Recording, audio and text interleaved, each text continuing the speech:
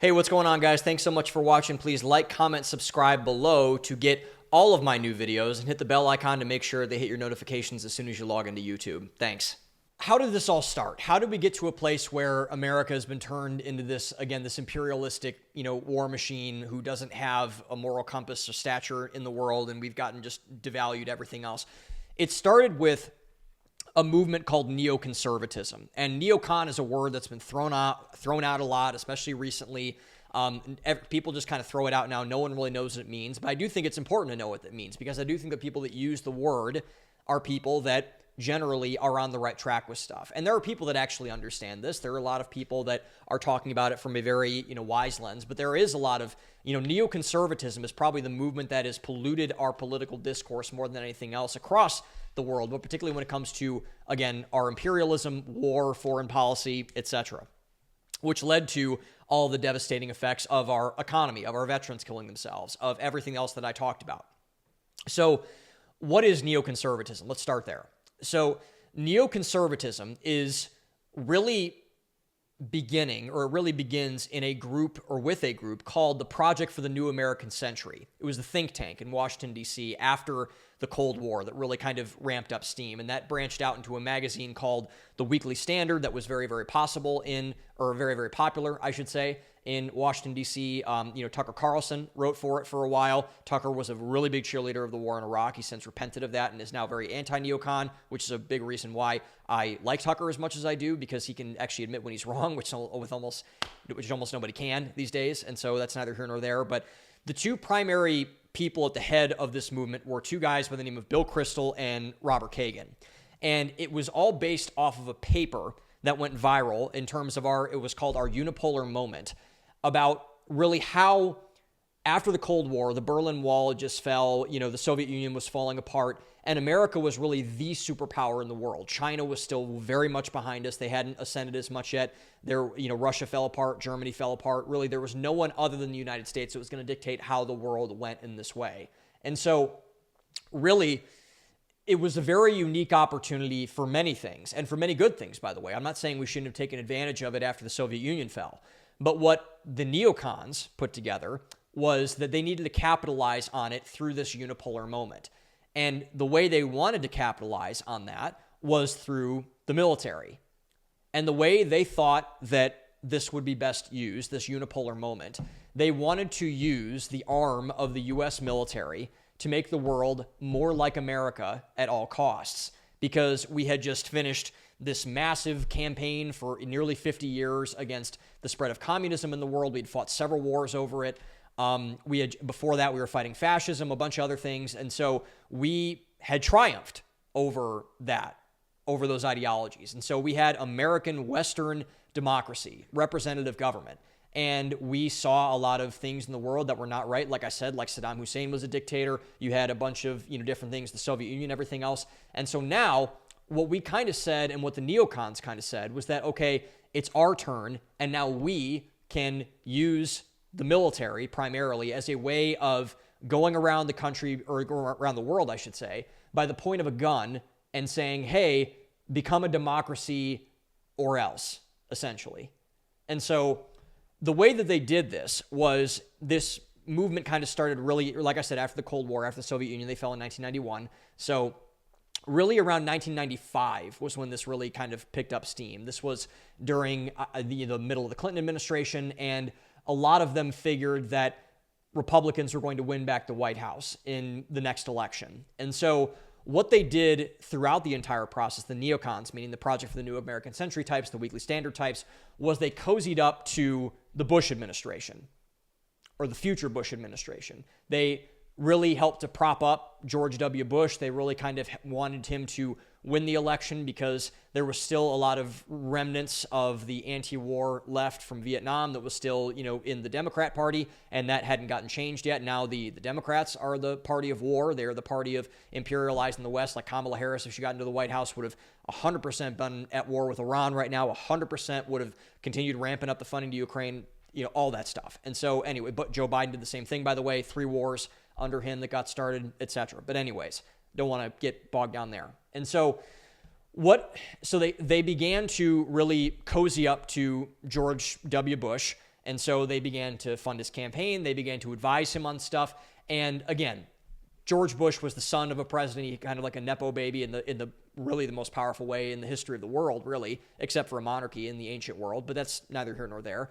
And so George Bush wins the election in 2000, barely, over Al Gore, and Dick Cheney is his vice president. Dick Cheney is a massive neocon. He funded a lot of the stuff that went on in the war in Iraq. His company supplied everything, and so basically massive conflict of interest there, but that's never talked about.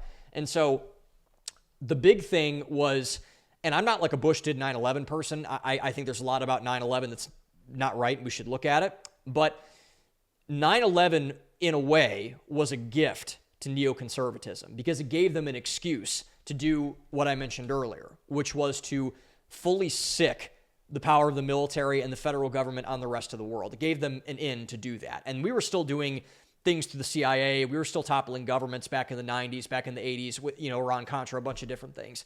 But now it was just an open invitation to say, hey, this person is, not treating this group correctly. We're going to go send, part of our military, paramilitary CIA force to go topple that government and install, quote unquote, a democracy in that part of the world. And so this really was the major accelerant to infecting the American government with people who wanted to imperialize the world, to go around the world at the point of a gun and say, hey, you're going to do what we say or else, bad things are going to happen to you, essentially, without thinking twice about America's perception around the world and what it would do to our standing. Because if you're wanting to change something, if you are coming with, let's just say you're in conflict with somebody, with your spouse or something, and you basically say, hey, I think that it would be better if we adjusted this or if you did this differently.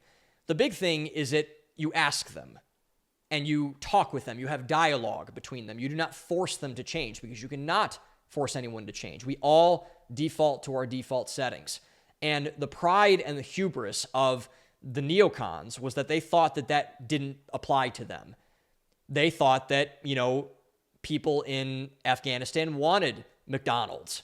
They thought that they wanted democracy. It turns out in a majority Muslim country, in a country that is built and has been built for thousands of years, as it turns out, on the back of something different than representative government, representative democracy, they're not fond of that idea. But they said, you know what? We don't care, and we are going to basically go ahead and just steamroll everything else, and we're going to shove this down your throat, and you're going to like it, or else, you're a bad person or something.